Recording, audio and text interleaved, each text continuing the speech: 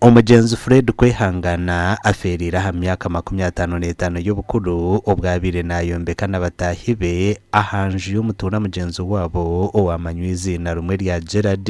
omucyare cyacu Bwera West omugombora ya Chenzige omur district ya Kagadi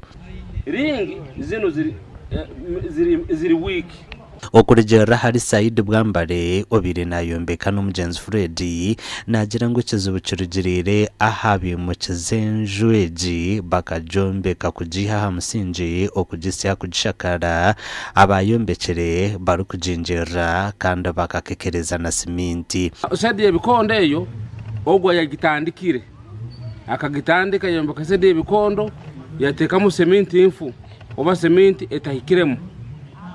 hati hanyuma yo kuteka mu siminti etahikiremo then yagenda maiso no kuongera kuombeka habimu hayiguru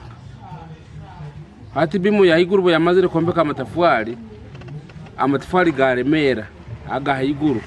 hati habwa bimu zine nkondo kuba zitari mu siminti na mitahimbo itari mu kurunje kumara cyaretereza ebintu kuremera hakuruga hayiguru byona byasirimuka byasanga ono hansi natereze bikondo kubikora repair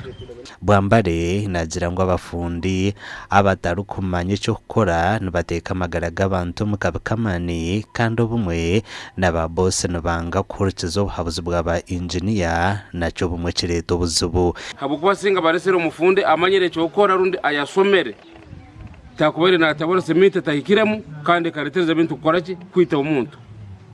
ningoza kumanyisa abantu bakutwereza emirimo rundi abagayiga ba boss obwira bukusinga nabo bakutukoste ensobi no usanga kwahira umurimo baitu nayingora nakugambira necho yine kukora so ni baturetereza nayo nkabombe kirundi kabafundi kukora ebitari n'ibyahamwe nsonga ngo neto buro bukusinga tukubona twende emirimo kitu ngabataka twafuna usasa kwa manu kugira ngo ayafire ya byo muri hano witu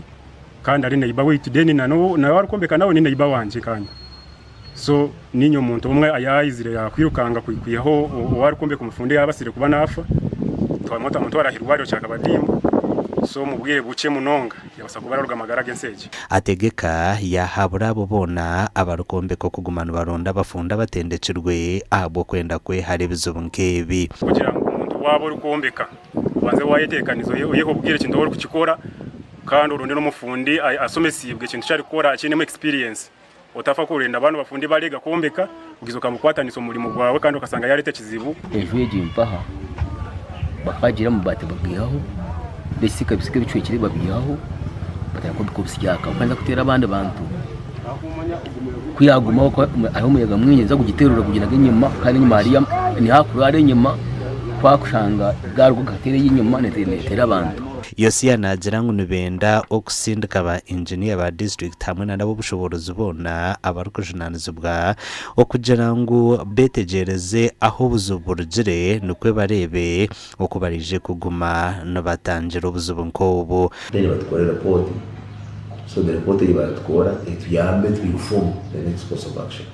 was action must be taken but take things for granted what it kozerwa then arone kirakorwa nuko twegeremo